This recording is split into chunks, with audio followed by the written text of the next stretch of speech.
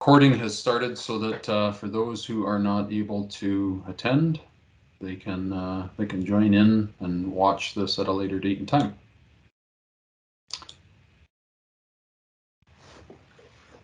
So, career-ready citizens. The pre-service program here follows a fire department structure, so we are not able to provide any ride-ons or sessions where students join with a fire service. So we try to do the next best thing, and this program is representative of what a typical fire service operates like. I'm the only full-time faculty as part of this program, and as I'm responsible for pretty much all aspects of organizing and structuring it. I'm known as the fire chief of Humber College, so referred to in person by students as Chief Rowland. Your instructors, who are all full-time firefighters, with the exception of one who is retired, but the rest of them are full-time firefighters in the field who work in various departments across the GTA. They are referred to as captains. And we also have some stockroom personnel, so they are responsible for getting tools and equipment ready, and kind of the behind the scenes world on the other end of things, getting equipment ready for students on a daily basis. Those people at the stockroom are known as lieutenants. So the plan typically, oops, let's get this back again. Starting in January, you'll be attending class in person for all aspects of our program, and the first day is January 10th, and the process is when you're in the classroom and an instructor arrives, if you haven't seen them before, the plan is for the students to stand and remain standing until they're acknowledged. And this is typical of a fire service where the general public is who pays the wages for firefighters, so it's seen as a sign of respect to stand, acknowledge, and then be seated after that. And it really works well in that most people are not expecting that, and it initially takes them by surprise, but they are pleasantly surprised by that. Another thing to mention is there's a saying in the fire service that if you are on time, you're late. And so you will find that all of our instructors will begin their course on time. And in the new world that we are in at Humber, there's some additional steps to take place. I'll dive into those a little further in my presentation, but safe to say that the first day at Humber for every new group is often very busy and chaotic. And I think this January will be more so, given that this will be the first time that it is planned for all students to be back on campus. So there is COVID screening that you have to show at security entrances.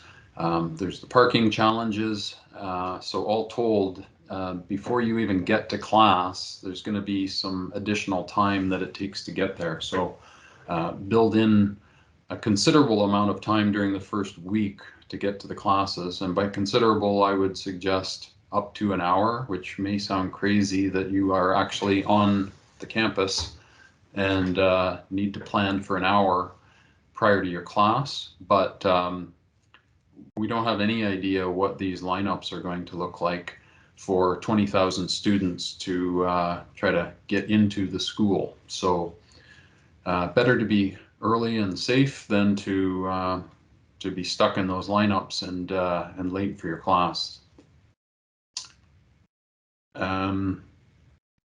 So the uniforms, I'll get into that in a little bit as well. They're required to be ordered very soon because you're going to be required to wear them every day while you're on campus.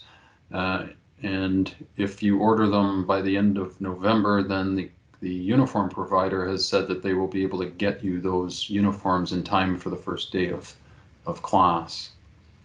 You'll see that, well, I'll save that for a little later. I'll move on to the next slide here. So this is the textbook that is going to be used for any of the firefighting information that is covered. So you need to go out and purchase this. There is an ebook as well available. My recommendation is that you buy the Navigate 2 Premier Access because this gives you the hard copy plus gives you access to some online tests that you can access after the program is ended, because there are, as much as we prepare you for everything to become a firefighter, what happens at the end of the program is you graduate Humber, but you must write to Ontario Fire Marshal exams so that you get the proper credentials that will allow you to apply to fire services across the GTA after you have finished a process called OFAI. And so I'll get into that a little bit more later as well. So you can get just strictly an e-textbook if you so desire. I have been told that Kindle and Kobo do not allow access to the Jones and Bartlett ebook subscription services. So that's, if you're going to just buy the e-book, that is something to look into to see if it covers all aspects of what you are allowed to get access to via the Premier edition.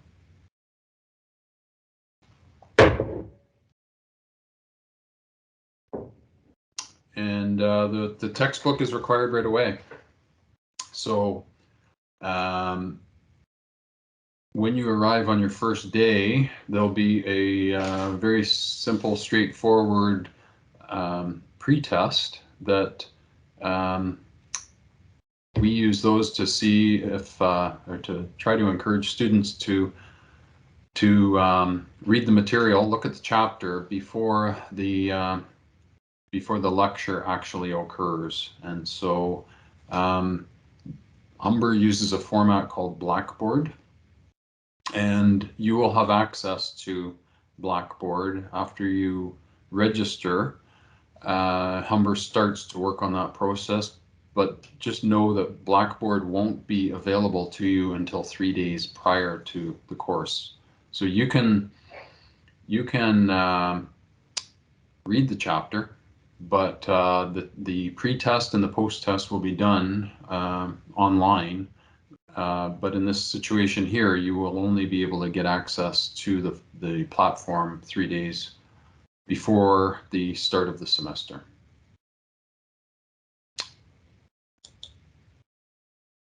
And so the tests are, I can't actually read that on my screen with the way it is, so I'm going to have to go back here. I'm going to describe what those 9 points are on this screen by walking through it on the previous screen where I have where I can read it here.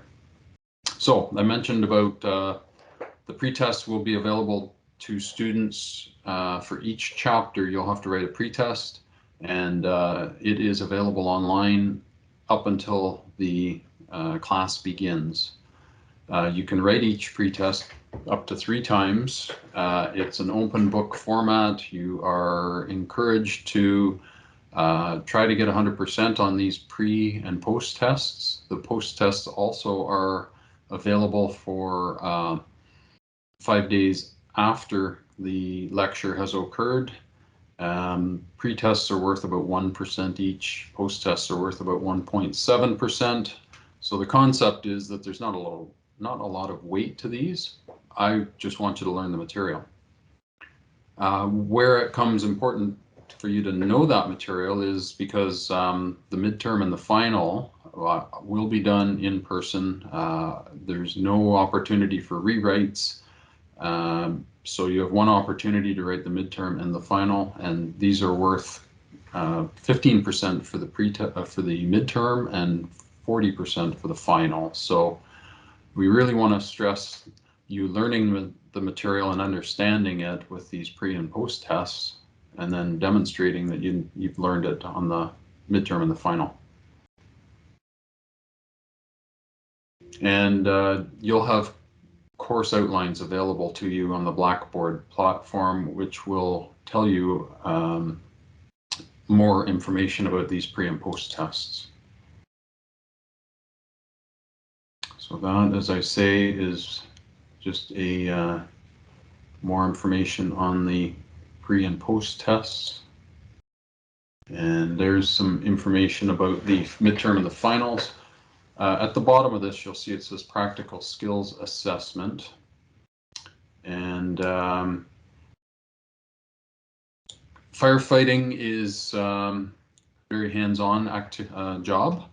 So our process at Humber is to provide you with theory initially, and then very shortly thereafter, you will have access to the practical components. The Fire Marshal of Ontario is responsible for providing the tests that you will conduct at the end of the program, and these will comprise both of theory and practical tests. So they have there is a book that also is available for you to look at on the course websites that indicates what the practical skills are that you will be assessed on. So it's anything and everything related to firefighting. So it will be how to conduct a search, how to raise a ladder, how to haul hose, all aspects. And so you must be present to be able to demonstrate this to instructors. And it's my responsibility to make sure that everybody has completed all aspects of the practical skills before you actually graduate from the program. So I mention this because should you be absent for a day on the skill sign-offs, you'll have to mention this to the instructor so that we can make sure that you have another opportunity to demonstrate that you can do these tasks. And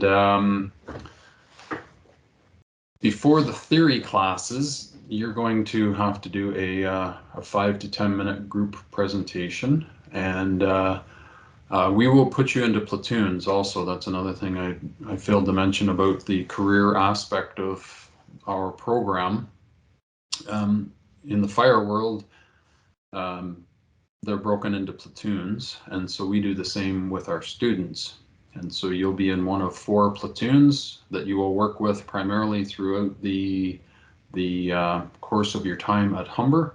And one of the aspects that you will be doing is you'll have to get together to plan a group presentation for all of the theory classes. So the concept again here is that as a group, you will you're not going to be presenting the chapter. There's not that expectation. It's you'll be given the topic that you and your classmates will have to create the 5 to 10 minute presentation on. And 5 to 10 minutes was chosen because in our world these days of fast moving, people have a short attention span. So the focus here is to be learning how to communicate a lot of information in a short period of time, and trying to determine what is the important information to communicate. And there's a little bit of group dynamics here because we purposely leave it broad so that you can have those discussions with your classmates about what what should be included in the presentation and what should not. So we're hoping that there's some group dynamic work that happens in the background where you have to work with the rest of your team in order to be able to facilitate completing this this presentation at the beginning of the lecture. And so after those presentations are done, the instructor will mark it, and then he will go forward and do the lecture for, say, 95% of the material that you did not have time to create a presentation for.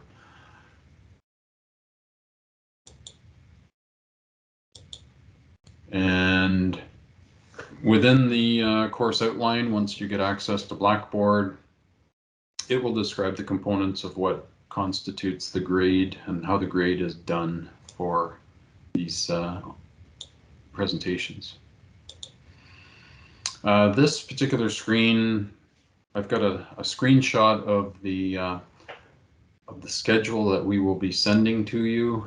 It tells you the date, the time, the course, the instructor, who's responsible for it, all that information. You will have access to a version of this in a program that Humber has set up called My Humber. And but I've been told that numerous times in the past that it's a little more difficult to read that than it is to receive an email copy of the schedule that we create. So in order to make life a little more simple for you, we make sure we send this schedule to you via email, and then you can more easily follow along to what the schedule is. Now, the courses in first semester are FPRE 112 is a Fire Basics Theory class. FPRE 113 is the applied class. Applied meaning you're going to go out and practice and demonstrate hauling hose and raising ladders and such. FPRE 114 is the EMR course. FPRE 115 is a health and fitness course where you will prepare to be ready to demonstrate the fitness component. So there's a mandatory pass of the fitness test that is done by an outside agency at the end of semester 1 in order to gain entry into semester 2 practical courses. So I will send you, or you should have actually gotten the link to those documents. It was in the frequently asked questions section of the document I sent to you. I strongly suggest that you look up those videos to see the components of what is required to do what's called the FPAT. And the test that you'll do for entry into semester 2 will be done at a place called OFAI. It's at the Toronto Airport, and it's called the Encapsulated Treadmill test. So basically you will be wearing your own running shoes. They will provide you with bunker gear that which is the coat and the pants, and you'll have to run on the treadmill for the prescribed amount of time that they require for you to demonstrate, and that's the test. Because you haven't done any of these types of things before, the fitness course that you will be in first semester goes over all of these things, and so gives you the chance to practice and just see how challenging some of these tasks are. It looks very simple and straightforward, but inevitably we have quite a few students who underestimate how difficult it is and have to retest before the start of semester 2 and hopefully pass. So I strongly encourage you to look at these videos and get an idea and begin to prepare for these and try to simulate what you see in these videos, just so you get an idea of the difficulty of those tasks. So your first day of class is January 10th. And as we all know in the COVID world, we can't predict what's going to be in place several months in advance. But closer to January, I would suggest that you Google Humber College COVID policy just to see what has changed. So right now, students who are coming on campus, there's not that many currently that have classes on campus, but those that do have to show what's called the Humber College app that shows that you have done a kind of your own pre-screening. And so all of this information will be sent to you by Humber about how to download the app on your phone.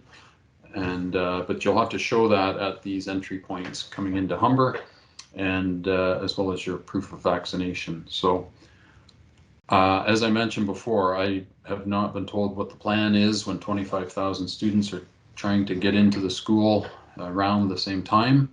But as I mentioned before, this is where I suggest that at least for the very beginning, until you see how long this takes, to give yourself a lot of time. And by a lot, as I mentioned before, I'm suggesting at least an hour once you get on campus to get parked and to get into the school itself.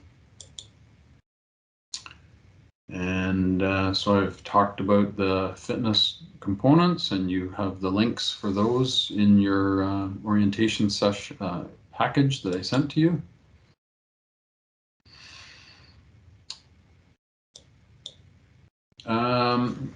So this is a picture of the work gloves that you will need to purchase. I shouldn't say it's a picture of the gloves. This is a style of glove, and I put this in just because it reminds me to tell you to get a good quality pair of gloves. Don't buy gloves from the dollar store. You will be wearing these gloves almost every day, and typically by the end of second semester, the gloves are worn out, and depending on the quality that the student purchases, sometimes it's worn out at the end of semester one. And what I do know is that dollar store gloves are going to wear out even faster than that. So they don't last. They provide a safety risk when they're not completely intact. So make sure you go out and buy a good quality pair of work gloves. So here I have information on the uniform to purchase, and we are recommending that you purchase 3 pair of shirts and pants, 1 pair of boots, the sweatshirt. The approximate cost was $700. You can choose to buy less than that if you like, but this kind of seems to work well for most students. They don't have to do laundry every day based on this. And what you need to remember is that you're starting in January, so you will be outside doing firefighting tasks in January and February, and so you're going to need that sweatshirt then to stay warm. You will also be doing practical stuff outside in July and August where it's hot and humid. So you need to cover the full range of temperatures that we experience from January till August. -20 to +30 is quite possible for that to happen on any given day. So that's why we have the recommendation of the 3 shirts, 3 pants, and 5 t-shirts. As I say, it's up to you to finally make that decision what you want to purchase, but that's our recommendation. And I did get an email from one person that they're having trouble getting a hold of people. And so I called them myself and confirmed the phone number and the extension, that needs to be called, and I also have an email address. So I will put that information into an email to send off to you all, so that if you're having trouble getting a hold of them through the contact information on this screen, you can call this extension number and they will be able to help you there.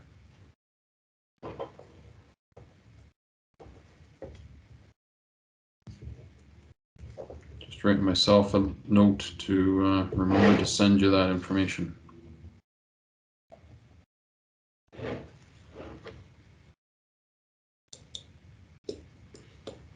Now, some of you may be coming from another university or college and have completed a diploma or a degree before. And if this is the case, you can apply for transfer credits to so that you don't have to take all of the courses that are required as far as the pre-service program goes. I will let you know that there's very few transfer credit options because almost all of our courses are specific to the pre-service firefighter program. So it's highly unlikely that you have any of the courses necessary to be able to transfer credit from some other institution. So typically, if anybody has a degree or a diploma from somewhere else, they are looking to apply this towards the Gen Ed course, and there will be on Humber, you can access transfer credits via the Google search, and that will take you down the steps in order to ask for a transfer credit option. And the registrar's office is the place to contact should you have questions about this. Now, another component of our program is partway through semester 2, we move off campus. And so our learning that happens throughout the program, we do it in what's called a scaffolding factor.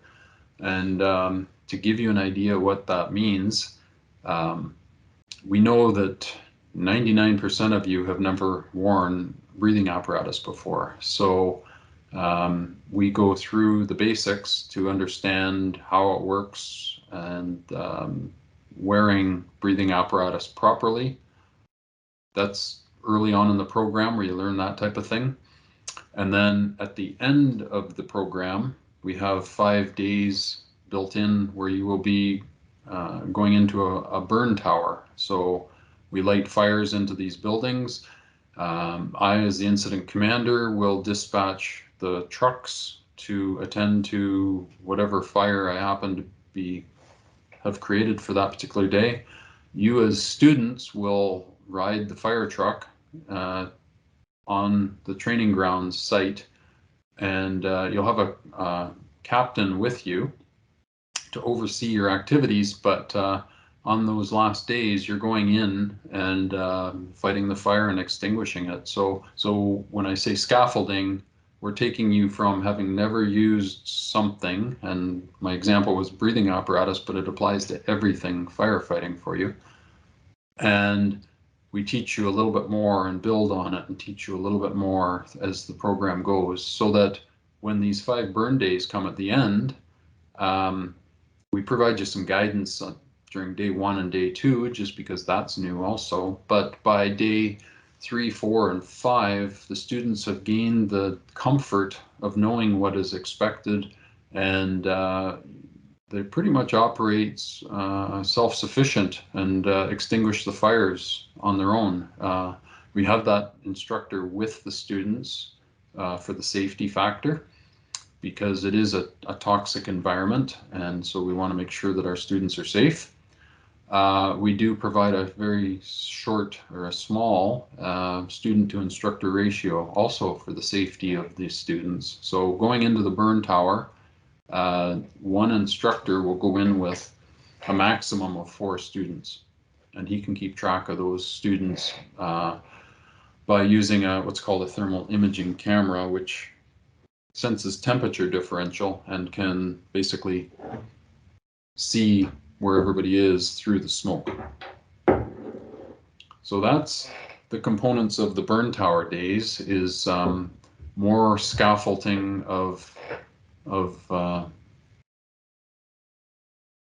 items that you have learned, tasks, competencies, let's call them competencies that you have learned during the first 6 months. You will continue to be challenged at this off-site location, building up to these burn tower days.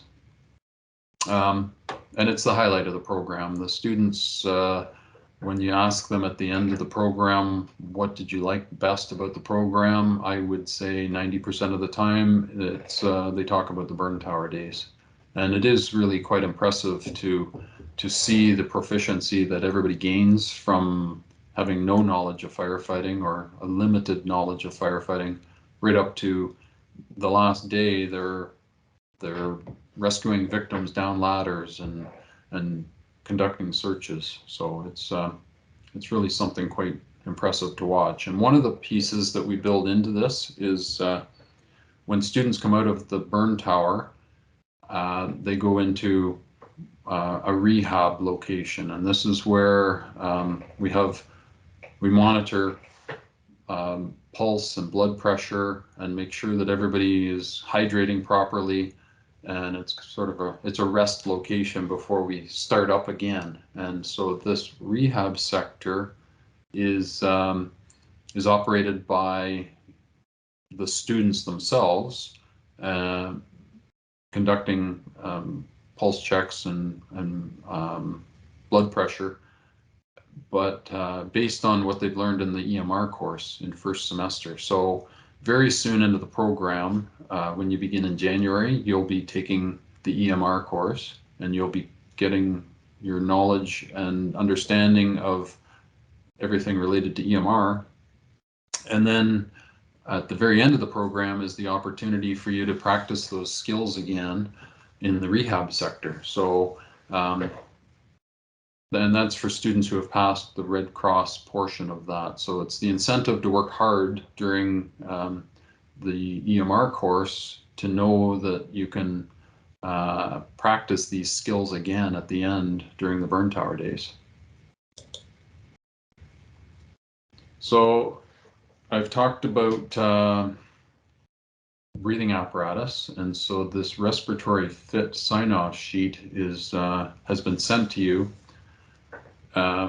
because it's the start of telling us whether you have anything we need to be concerned about as far as being comfortable wearing a mask on your face. So what we will do early on in second semester is we have to prepare for you to wear the proper mask going into the burn tower. And so this requires us to do what's called a fit test. So you'll be wearing breathing apparatus in the toxic environment of the burn towers. So in order to be able to wear that properly and not have the toxic gases come around the face seal, you have to be clean shaven to get the rubber seal to adhere to your face properly. So the concept here is firefighters enter house fires, which are toxic environments, and you'll be doing this in the burn tower. So if you can't be clean shaven because of religious reasons or otherwise, then please let me know via email, because we need to have a conversation about that, because going into the burn tower requires that you have a good face seal, which requires that you be clean shaven, and completing the burn tower is a requirement of the program. So if you can't go into the burn tower, then you can't graduate the program. So as I say, if you have a beard for religious reasons, then please email me, and we can have a chat about this further. So I talked about following the schedule on my Humber. An important point to mention is that this program is only 2 semesters long, and there's a lot of information to pack in those 2 semesters, so there will not be a reading week as part of this program either. There's just not the time to put that in and still cover the material that we have to cover. So just know that there's no reading week as well. And as I mentioned earlier in the slides, this is a schedule, or a picture of the typical schedule. And at the beginning of the program, you'll be sent your own copy of this so that you'll know where to attend on what days and who the instructor is. And so should you have questions about the class on that particular day, that's the instructor that you would reach out to ask the question that you have. And here we see there's a link to the academic calendar, and it tells you about important dates that you need to be aware of, when the end of the semester is, the last date to drop a course without penalty, registration dates for the pre-service program, when those are. I encourage you to sign up for the pre-service courses as soon as they become available, because our required courses for the program take up 95% of the Monday to Friday week, and so they will Humber will set aside some online options for the Gen Ed course that you have to take. So those go fast, so you need to be able to sign up for those as soon as you can, because otherwise you might have to take a course on a Saturday instead, or some other time that just is not suitable for your schedule. The student code of conduct will be available in the Blackboard course outlines. And just a couple points program related is there's no hats to be worn at any time while you're in uniform. I talked about the fitness test. I talked about promptly standing at attention when instructors, visitors come into the class. And we expect you to be presenting yourself in a professional manner while you're in the pre-service uniform. People watch and see our students around the course, and so we, as long with the industry, expect professionalism from our students, just as the fire departments expect professionalism from their employees at all times as well. I mentioned about the shaving policy. We do have accommodations about if students have accommodation needs, and that can be reached through the accessible learning services. And as I mentioned, we will be providing you the bunker gear that you need to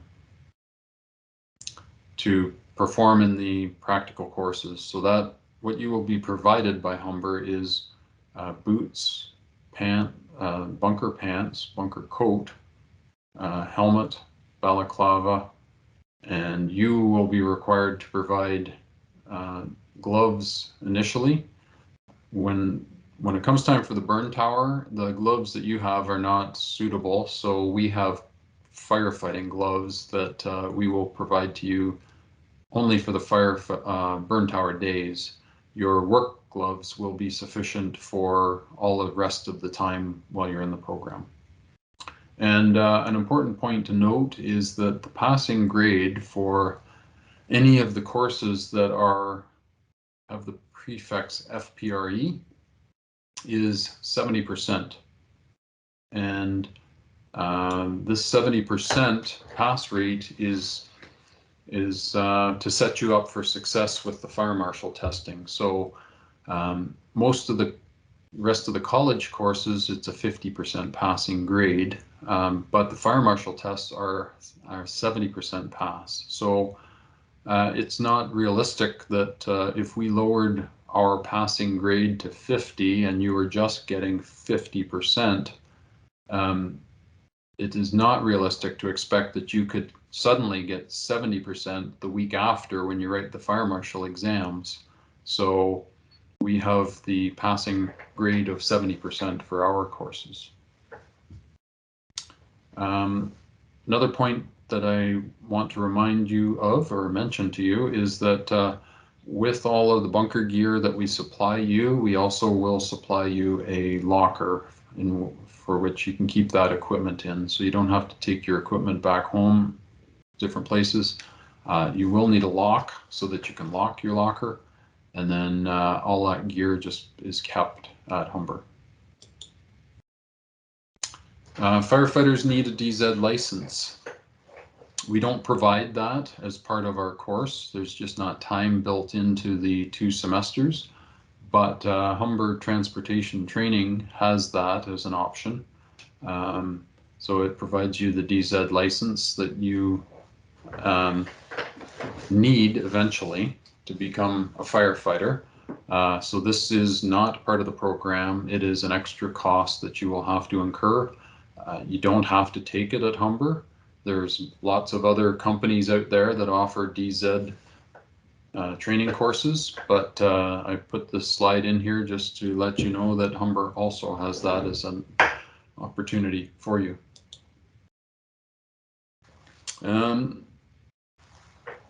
There's also the academic requirements, admission requirements and academic regulations. It's a thick document that talks about all the do's and don'ts with Humber, and I will leave that for you to do a Google search of admission requirements and academic regulations, and so you can look at that on your own time, so that very shortly I can turn the mic over to you and we can do a question and answer portion for anything that I haven't touched on or that you need some more clarification on. So regarding questions about different things, the questions about the uniform should be directed to Unisync Group. They're in Mississauga. And if you've got questions about the textbook, you would contact the Humber Bookstore. And as I mentioned before, if you are interested in transferring credits because you have a previous college diploma or university degree, then you can go to that link and speak with people from the registrar's office about that.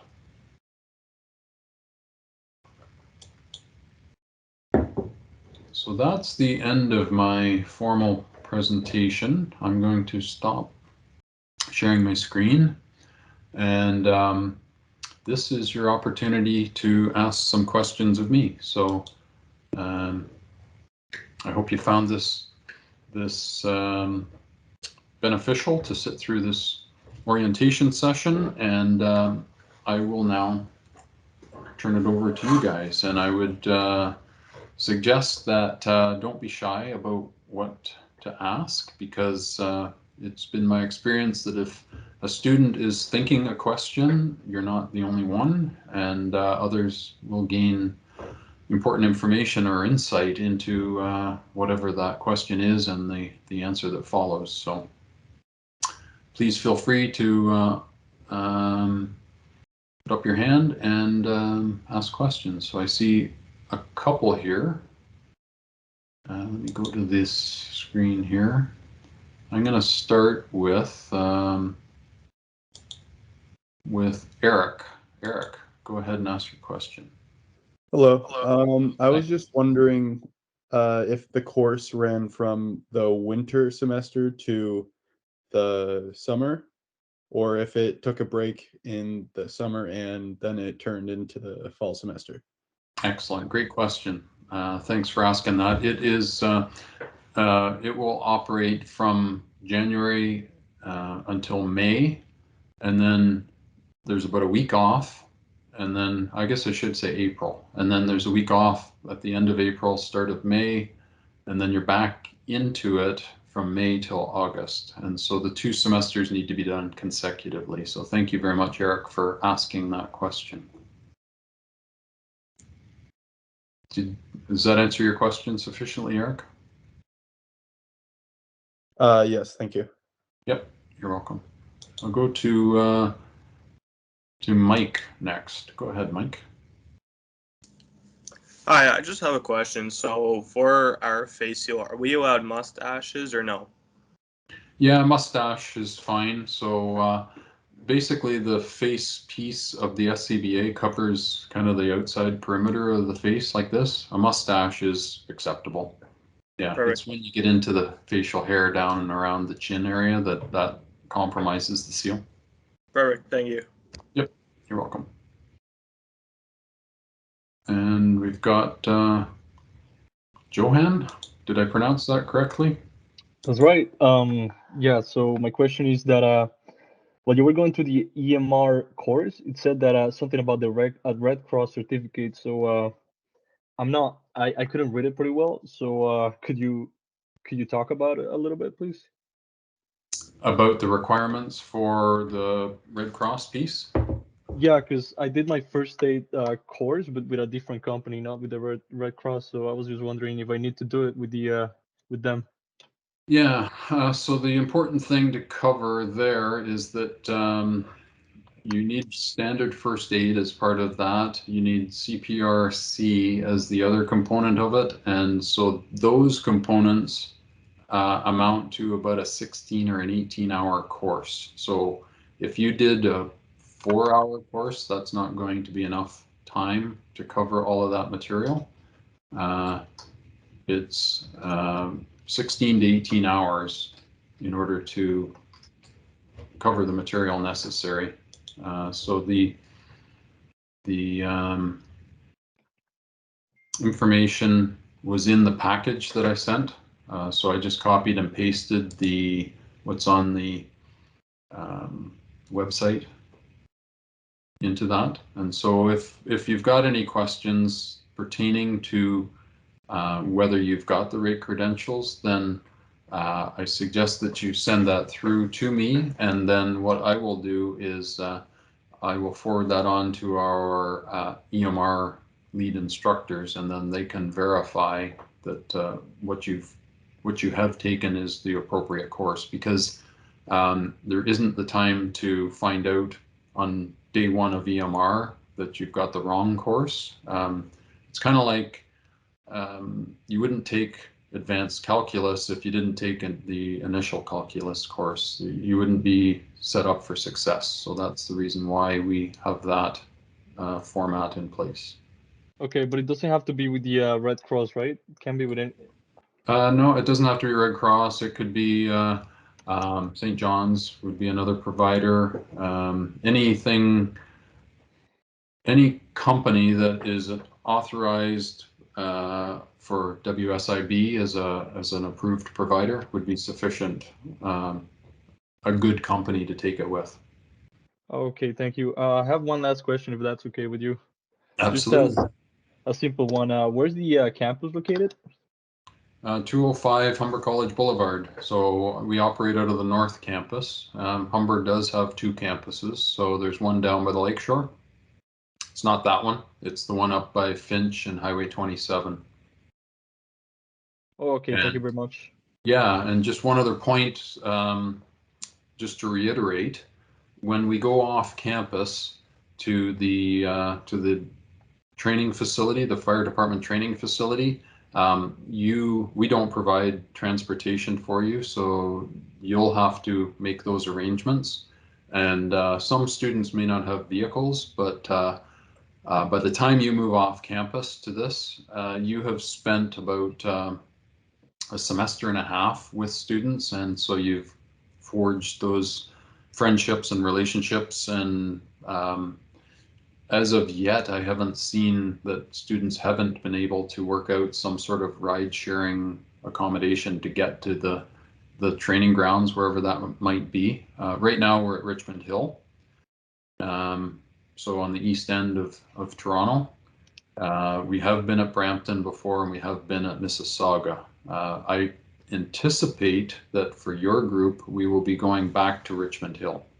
So just for you to know, you can search out where that training facility is. It's Elgin Mills Drive, kind of east of the 404. So that gives you a general idea where you need to attend.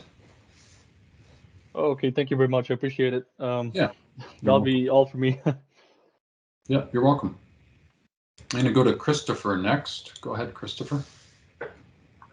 Hi. So could you just elaborate more on how registration goes for classes, and just how, because I tried making a course plan through the Humber College, through the My Humber website, and it was just a bit confusing for me. Yeah, so have you been able to register yet? Not yet. I saw the registration for this program starts tomorrow, I think, at 9.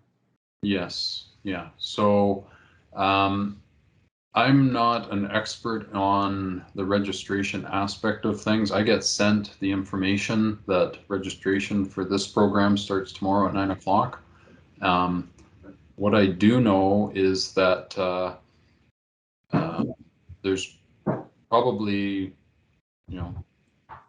I'm going to guess 5,000 to 10,000 other students trying to register at the same time, and I can only imagine what sort of complications that happens to put on the registration system. I would suggest that if you have challenges, try going back in again to register, and then the registrar's office is the proper people who can help you maneuver through the registration process. Unfortunately, I can't.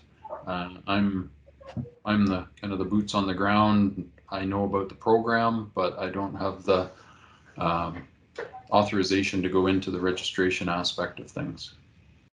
Okay. Does that help, or do you have questions? So I was just wondering if you said something about emailing the schedule, something about that. Okay. Yeah, so when I say I was going to email a schedule, that will be well after the registration process happens. I've been told that students have difficulty navigating through the online schedule that they are sent by Humber, and so that's why we've come up with our own version of the schedule that is a little more user-friendly. But you won't be sent that until probably days before the semester begins. So early January, you could expect that. Registration has to happen now. And as I mentioned, most of our courses are predetermined. And so there's a date and a time attached to 95% of the courses that you have to take to be able to graduate from this program. The other components are the general education pieces. Those are the ones that you need to register early to get to the online piece, because as a firefighting student, you'll be committed to the firefighting courses pretty much 8 a.m. till about 4 p.m., more or less.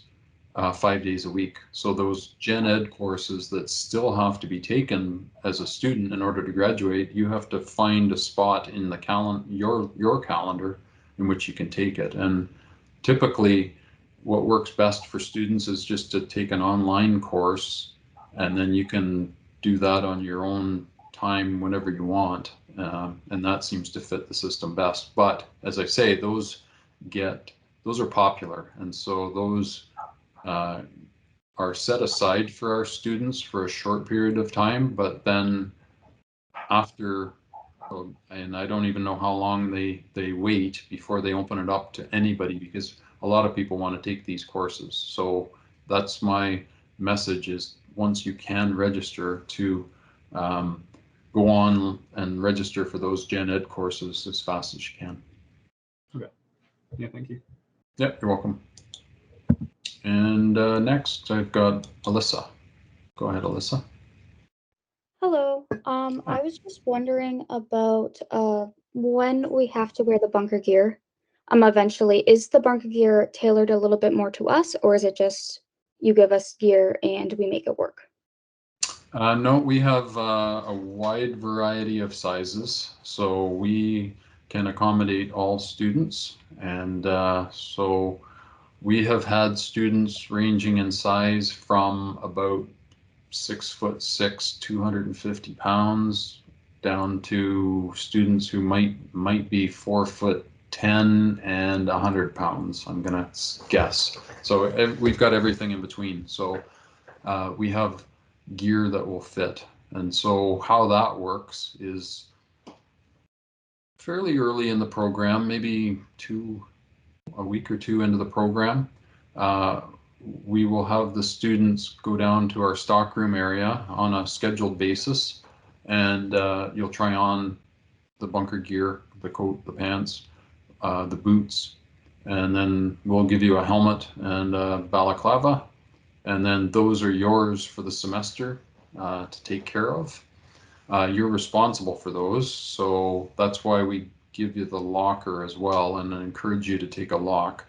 Bunker gear, all of that stuff combined would have a value of about $3,000. So after you've been fit, you'll have to sign for that equipment, and it's got the different serial numbers are recorded in there.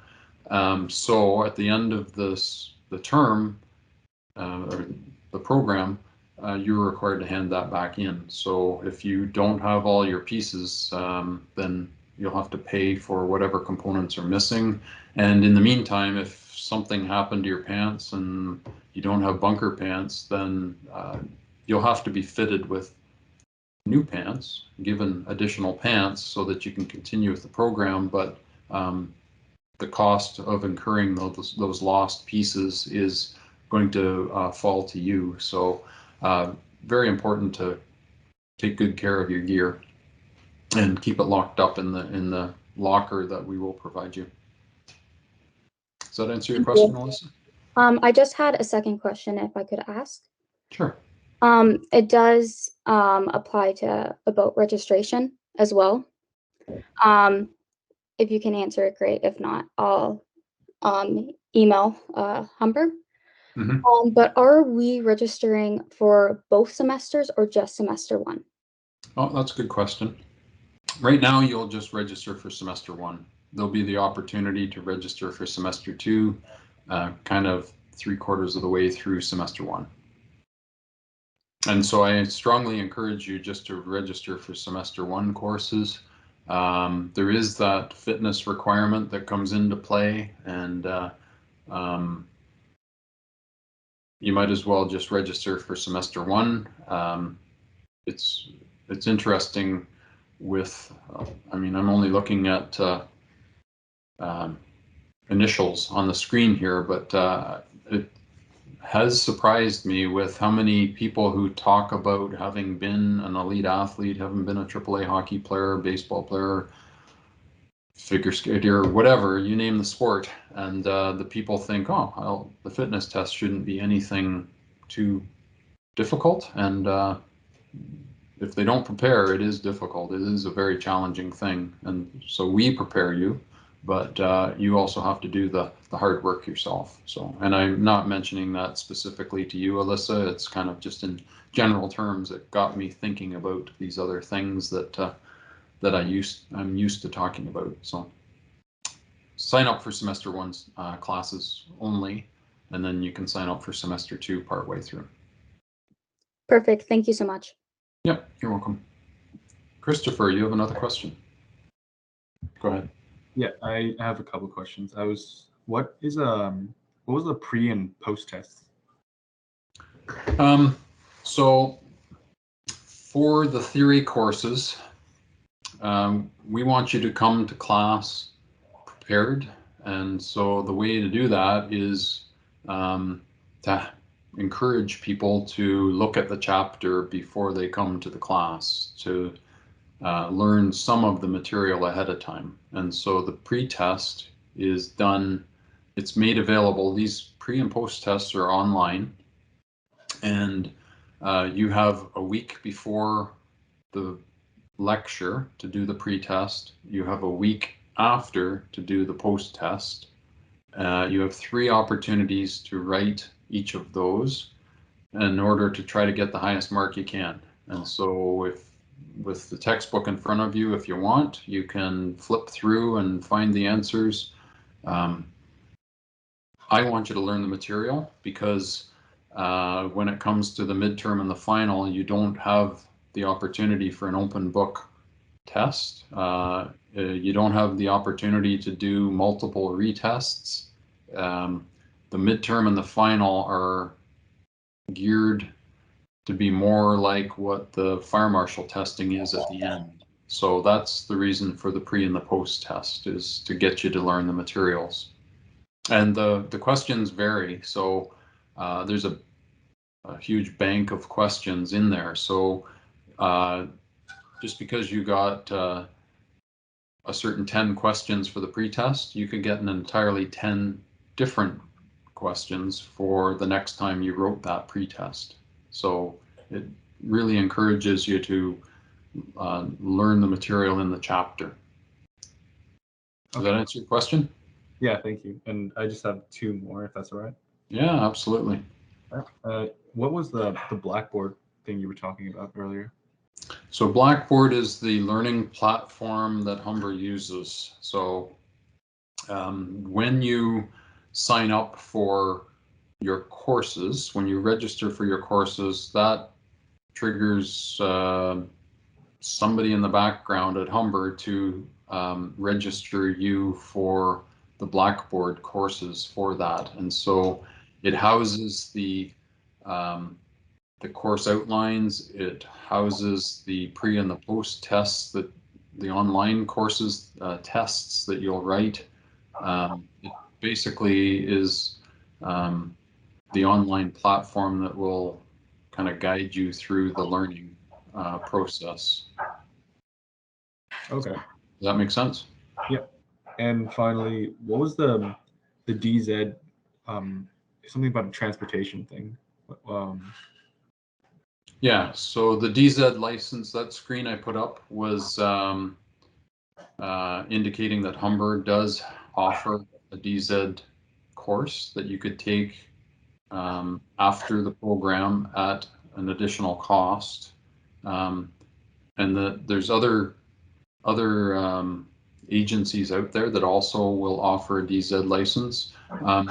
Most fire departments, when you apply, will require that you have your DZ license. So as much as I'm highlighting Humber, I'm not promoting Humber College DZ license over anybody else. It's there as a placeholder for me to remind you that the requirements in order to become a firefighter also include getting your DZ license.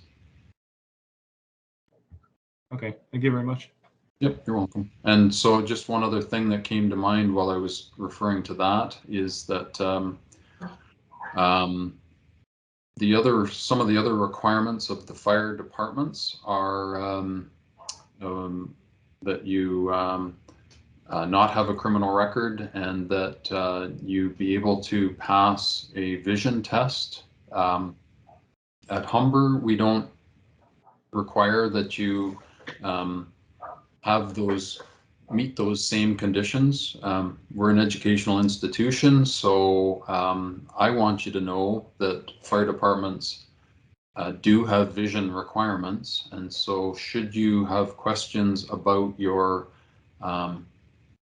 whether your vision is sufficient to pass a fire department test, I would encourage you to contact your healthcare provider and speak to them about whatever your concerns are, to make sure that at the end of the program that you would be an acceptable candidate for fire departments to hire. Humber College is not going to stop you from taking our program because of whatever your vision is, but But it is important for me to mention to you that that exists in the fire service world so that you can be adequately prepared.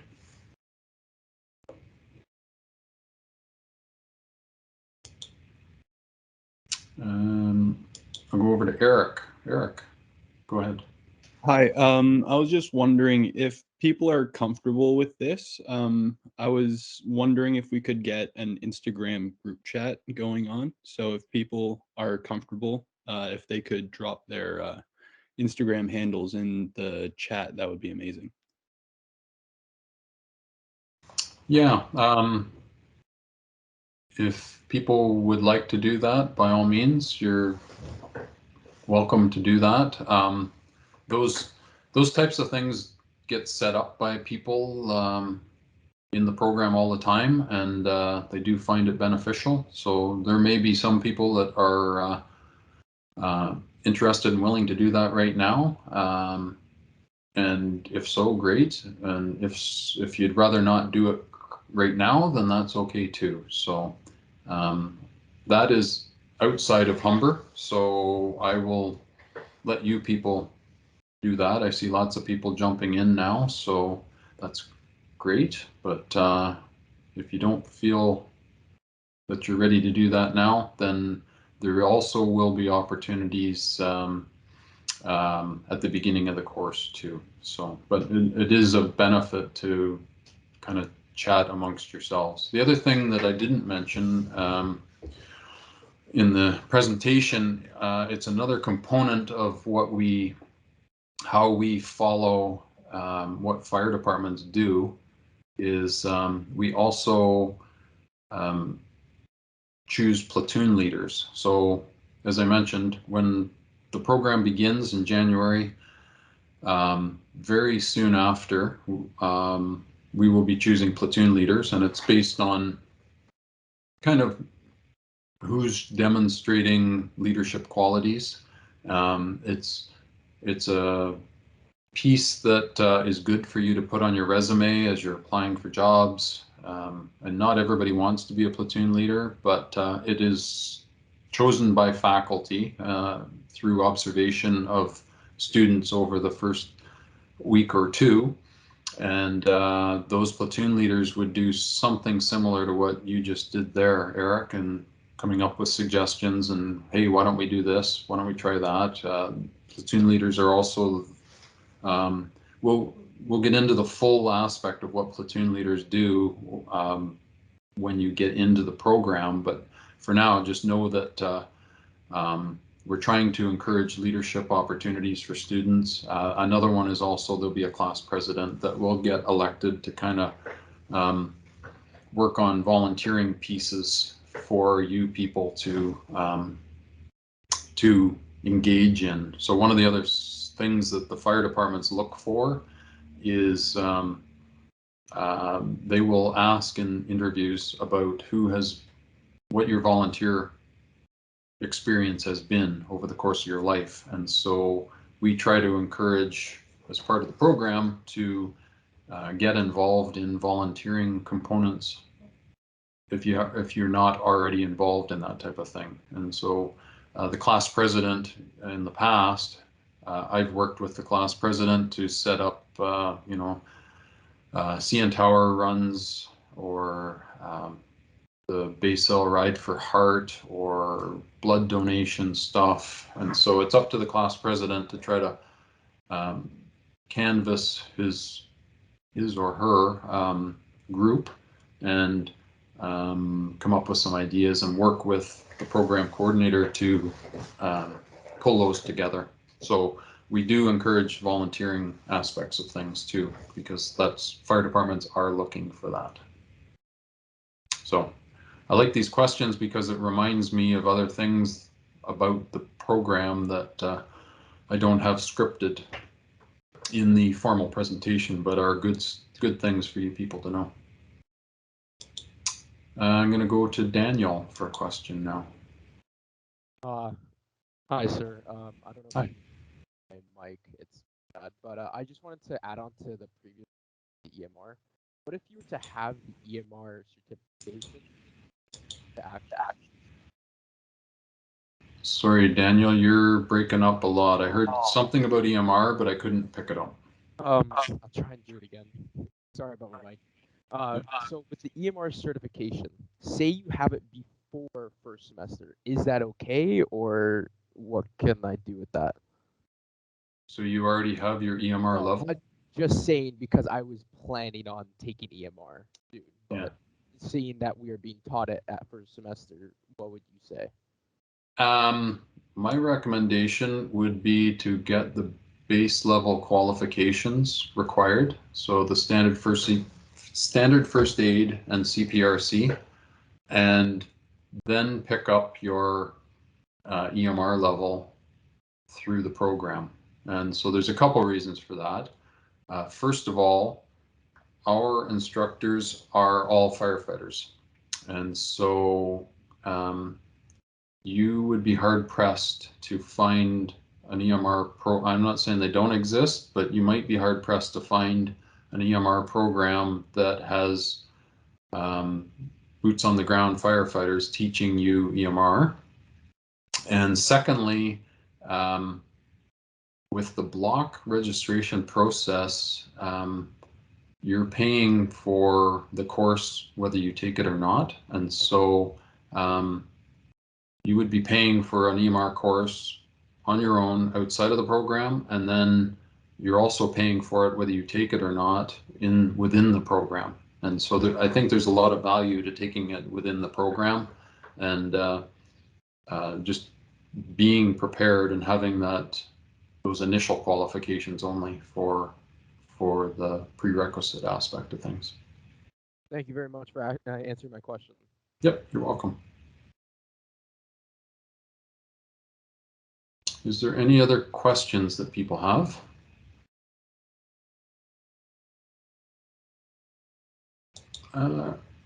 Okay, I see one here. We've got Curlin. Go ahead. Yeah, I have a question about are there any hair rules for the helmets and such? The only rules about hair is that it has to be kept back so that it doesn't become a health and safety hazard around tools and equipment. So that it's basically basic health and safety aspects. It can't be all over the place, basically. But as far as length goes, no, there's nothing about any of that type of stuff. Okay, thank you very much. Yep.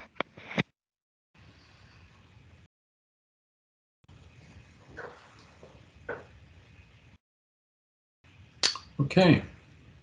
I'll put it out there for any last questions. And if there's no other hands being raised, I want to thank you for participating today. I want to welcome you to the Humber College Pre-Service Fire Program. I hope that this has been informative. I hope that it has got you excited about the program. It's a terrific program. We've got a lot of really, really good instructors who will go the extra mile to help you learn the materials and answer your questions and guide you through the journey. It's a fast-moving program, but we do the best we can to set you up for success. And should you have any other questions that you think of after this session has ended, then I would encourage you to email me, and I can answer those questions. So thank you very much for attending, and I look forward to seeing you in January. Take care, everybody.